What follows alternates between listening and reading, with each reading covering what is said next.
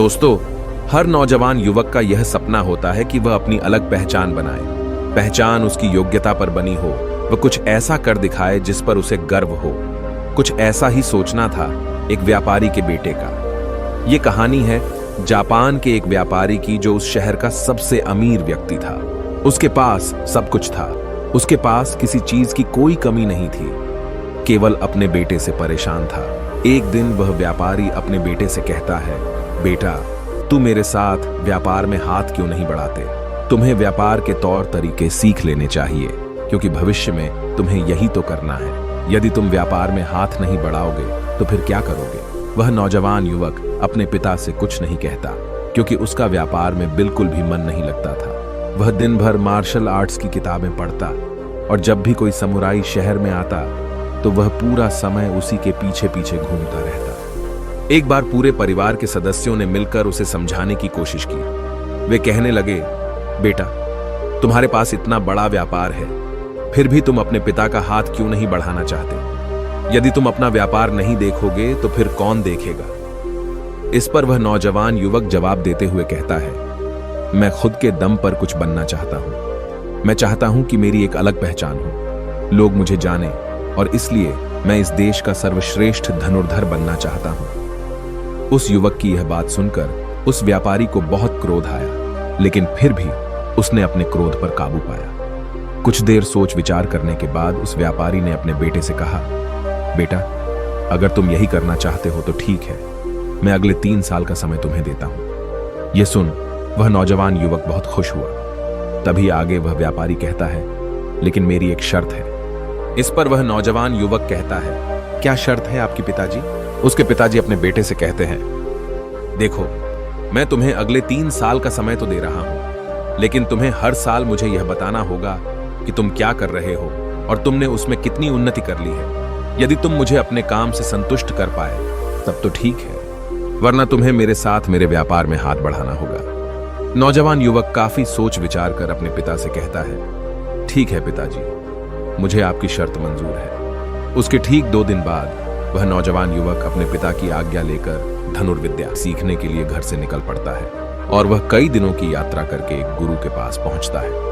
वह गुरु जापान में धनुर्विद्या और युद्ध कला सिखाने के लिए प्रसिद्ध थे। उनकी ख्याति दूर दूर तक फैली हुई थी, लेकिन वह बहुत कम लोगों को अपना शिष्य बनाते थे। वह नौजवान युवक उन गुरु के पास पहुंचकर उन्हें प्रणाम करता है और कहता है, हे गुरुवर, मैंने आपके बारे में बहुत सुना है और इसीलिए मैं बहुत दूर से यात्रा करके आपके पास आया हूं। मैं आपसे धनुर्विद्या सीखना चाहता हूं। मैं धनुर्विद्या में बेहतर होना चाहता हूं। फिर जवान युवक सारी बातें कहता जा रहा था, लेकिन इस पर गुरुवर कुछ भी जवाब नहीं दे रहे थे।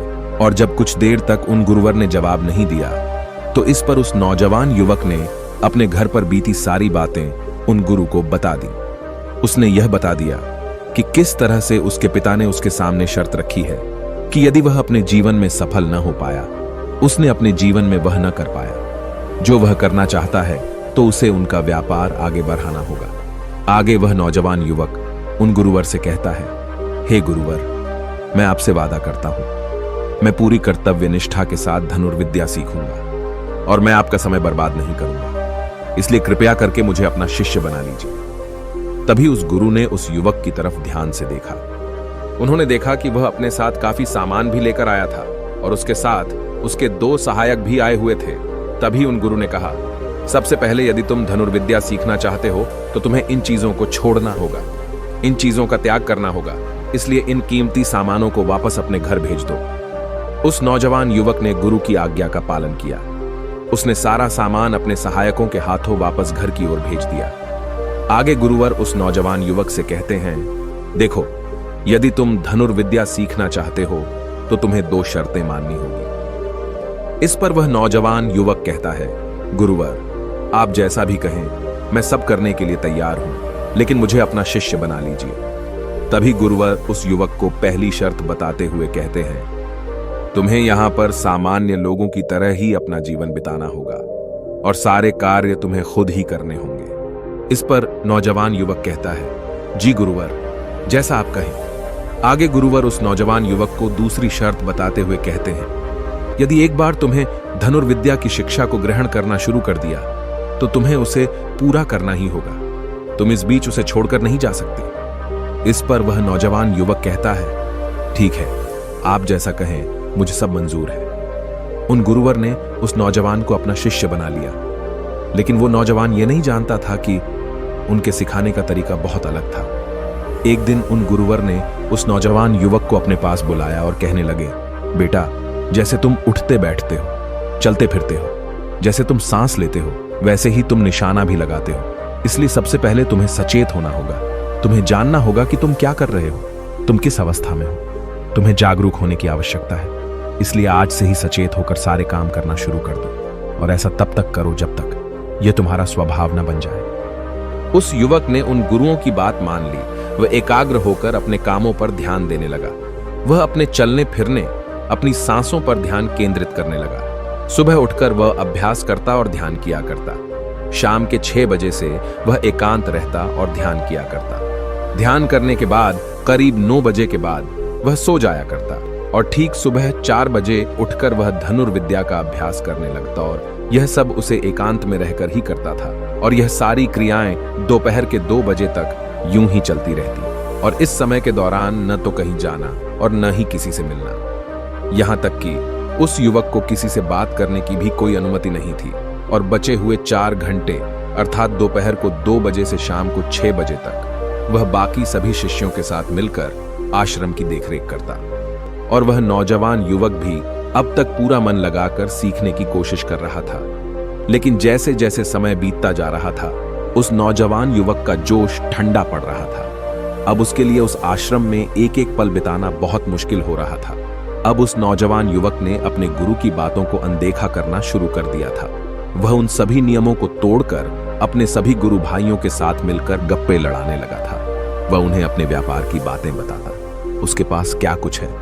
और उस नौजवान युवक को इतना अमीर पाकर कई लोग उसके मित्र भी बन चुके थे, क्योंकि वह सोचते थे कि यह तो अमीर व्यापारी का बेटा है, कभी ना कभी तो भविष्य में कोई ना कोई फायदा हमें अवश्य मिलेगा। देखते ही देखते उस नौजवान युवक और बाकी लोगों की दोस्ती और भी गहरी होती जा रही थी। अब से वह नौजवान युवक रात को सोने की बजाय अपने मित्रों के साथ मिलकर आश्रम से कहीं दूर भाग जाया करता था। जंगलों में जाकर गप्पे लड़ा था, मौज मस्ती किया करता था, और इस कारणवश वह सुबह उठ नहीं पाता था, और इसी वजह से वह कभी ध्यान भी नहीं कर पाता था। एक दिन उन गुरुवर ने उस नौजवान युवक को अपने पास बुलाया और उससे कहने लगे, बेटा, मैं जानता हूं कि तुम रात को आश्रम में नहीं रहते हो और न ही तुम एकांत में रहकर अभ्यास कर रहे हो। मैंने तुमसे पहले ही कहा था, यदि तुम्हें एक बार धनुर्विद्या की शिक्षा को आरंभ कर लिया तो तुम्हें इसे पूरा करना ही होगा। और तो और, तुमने मुझसे वादा किया था कि तुम पूरी कर्तव्य निष्ठा के साथ धनुर्विद्या की शिक्षा को ग्रहण करोगे और मेरा समय बर्बाद नहीं करोगे। और यदि तुम ऐसा ही करते रहे तो 1 साल बाद जब तुम्हारे पिता तुमसे पूछेंगे कि तुमने इस 1 साल में क्या किया, तुमने उसमें कितनी उन्नति की, तो तुम उन्हें क्या जवाब दोगे? उस वक्त उन्हें क्या मुंह दिखाओगे? इस पर वह नौजवान युवक कहता है, हे गुरुवर, आप सत्य कहते हैं। जब मैंने शुरू किया था तो मेरे अंदर उत्साह था, मेरे अंदर धनुर्विद्या सीखने की जिज्ञासा थी, लेकिन तब मैं यह नहीं जानता था कि मुझे अकेले रहकर अभ्यास करना होगा। एकांत रहकर मैं थक चुका हूं और यह मुझे बहुत कठिन लगता है। मेरा एक एक पल जैसे मुझे काटने को दौड़ता है। जब भी मैं ध्यान करने बैठता हूं तो मेरा मन यहां वहां भागता रहता है और मैं ध्यान नहीं कर पाता, और इसी कारण मेरी चिंता और भी बढ़ जाती है। मुझे समझ नहीं आता कि यदि मैं ध्यान नहीं कर पाऊंगा तो मैं अपने अभ्यास को पूरा कैसे कर पाऊंगा। और साथ ही जब मैं एकांत में रहता हूं तब भी मेरे मन में तरह तरह के विचार चलते रहते हैं। मैं इनसे पीछा छुड़ाना चाहता हूं, लेकिन मैं इनसे पीछा छुड़ा नहीं पाता। इस पर गुरुवर मुस्कुराने लगे और उस युवक से कहते हैं, बेटा, जिस अकेलेपन से तुम भागने का प्रयास कर रहे हो, इस अकेलेपन में बहुत ताकत होती है। इसे तुम्हें समझना चाहिए। किंतु फिर भी यदि तुम इस अभ्यास को बीच में छोड़कर जाना चाहते हो तो मैं तुम्हें नहीं रोकूंगा। तुम जा सकते हो, लेकिन जाने से पहले मेरी बस एक बात मान लो। इस पर नौजवान युवक कहता है, ठीक है, बताइए, आप क्या चाहते हैं? तभी गुरुवर कहते हैं, बेटा, यहां से 1 दिन की दूरी पर एक बहुत ही बड़ा पहाड़ है। तुम्हें वहां पर पूरा दिन बिताना है और सुबह तुम्हें वहां पर एक बाज नजर आएगा। उस बाज की हरकतों पर तुम्हें ध्यान देना है। ध्यान रखना, उसका तुम्हें शिकार नहीं करना। बल्कि उसकी हरकतों पर तुम्हें ध्यान देना है। वह क्या कर रहा है, क्यों कर रहा है, उसे ध्यान से देखना है। उसकी हर एक हरकत को तुम्हें समझना है। और जब तुम अगले दिन वापस लौट कर आओगे तो मैं तुमसे केवल एक सवाल करूंगा। यदि तुमने उस सवाल का सही जवाब मुझे दे दिया तो मैं तुम्हें जाने से बिल्कुल भी नहीं रोकूंगा। उस नौजवान ने काफी कुछ सोच विचार किया और उसके बाद वह गुरु की बात मान जाता है। वह उन्हें प्रणाम करके उस पहाड़ की चोटी की ओर चल पड़ता है। देखते ही देखते वह एक दिन का सफर तय करके उस पहाड़ की चोटी पर पहुंच गया और उसने पूरी रात वहीं पर बिताई और अगली सुबह होने से पहले ही वह उस बांस को ढूंढने लगा। वह जब यहां वहां देख रहा था तभी उसकी नजर उस पहाड़ की चोटी पर पड़ी। उसने देखा कि एक सुनहरा बांस चट्टान की चोटी पर बैठा हुआ है और पहाड़ के नीचे घाटियों की ओर ध्यानपूर्वक देख रहा है। वह नौजवान युवक उस बांस को देखकर झुक गया और छुपकर उसकी सारी हरकतों पर नजर रखने लगा। उस नौजवान युवक ने देखा कि कुछ चरवाहे अपनी भेड़ बकरियों को उस घाटी में चराने के लेकर आए हैं और तभी उस युवक की नजर उस पर पड़ी जो एकदम शांत बैठा हुआ था। लेकिन तभी अचानक उसने उड़ान भरी और नीचे की ओर गोता लगाते हुए वह उन चरवाहों के पास पहुंचा। जब तक चरवाहों की नजर उस बांस पर पड़ती तब तक उसने उन भेड़ बकरियों में से एक बकरी के बच्चे को अपने पंजों में दबोचा और उसे ले उड़ा। जब तक चरवाहे कुछ समझ पाते तब तक शिकार हो चुका था। वह नौजवान युवक यह देखकर बहुत हैरान रह गया। यह समझ चुका था कि आखिर गुरु ने उसे इस चोटी पर क्यों भेजा है।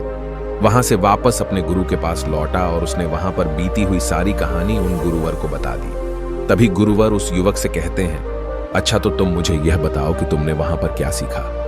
तभी वह नौजवान युवक कहता है, गुरुवर वह बाज बहुत ही चालाक है। काफी देर तक तो यूं ही वह शांत रहा, लेकिन जैसे ही उसे अपना शिकार नजर आया उसने शिकार तय किया और एक उड़ान भरी और उड़ान के साथ वह अपने शिकार को ले उड़ा।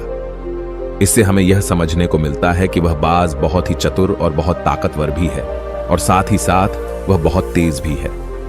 इस पर गुरुवर हंसते हुए कहते हैं, बेटा उस बात को तुमने आज देखा है, लेकिन यदि उसे तुमने करीब 2 महीने पहले देखा होता तो तुम उस पर यकीन नहीं कर पाते। ऐसे बाज केवल पहाड़ी इलाकों में ही पाए जाते हैं और इन बाजों की उम्र करीबन 80 वर्ष की होती है। लेकिन जब इनकी आधी उम्र अर्थात जब इनकी 40 साल की उम्र पूरी हो जाती है तो यह शिकार नहीं कर पाते। उसे एक महत्वपूर्ण निर्णय लेना पड़ता है, क्योंकि इस अवस्था में उसके शरीर के तीनों महत्वपूर्ण अंग बेअसर होने लगते हैं। पहला, पंजे, जो कि लंबे और लचीले हो जाते हैं और शिकार पर पकड़ बनाने में कमजोर होने लगते हैं। दूसरा, चोंच, जो कि आगे की ओर मुड़ जाती है और भोजन निगलने में मुश्किलें होने लगती हैं। तीसरा, पंख, जो भारी हो जाते हैं और सीने से चिपकने कारण पूरे खुल नहीं पाते हैं। ये उसके उड़ान सीमित कर देते हैं। भोजन ढूंढना, भोजन पकड़ना और भोजन खाना तीनों काम करना मुश्किल हो जाते हैं। उसके पास 2 ही रास्ते बचते हैं, या तो शरीर छोड़ दें या फिर खुद में बदलाव करे। इनका शरीर मृत्यु की ओर बढ़ने लगता है, लेकिन इनकी विशेषता तो यही है कि ये बाज अपनी मृत्यु को स्वीकार नहीं करते। जहां पहला रास्ता सरल और तुरंत समाधान देने वाले हैं, वहीं दूसरा अत्यंत पीड़ादायी और लंबा बांस पीड़ा चुनता है और खुद में बदलाव करता है। वह धीरे धीरे उड़ान भरकर किसी ऐसी जगह पर जा पहुंचते हैं जहां बहुत शांति होती है और वहां अपना घोंसला बनाता है। फिर वहां पर जाकर वो सबसे पहले अपनी कमजोरी अर्थात अपनी उस मुड़ी हुई चोंच को पत्थर पर मार मार कर उसे तोड़ देते हैं। अपनी चोंच तोड़ने से ज्यादा पीड़ादायक कुछ भी नहीं पक्षी के लिए। अब वह इंतजार करता है चोंच के फिर से उगाने का। उसके बाद वह अपने पंजे भी उसी प्रकार तोड़ देता है और इंतजार करता है पंजों के दोबारा उगाने का।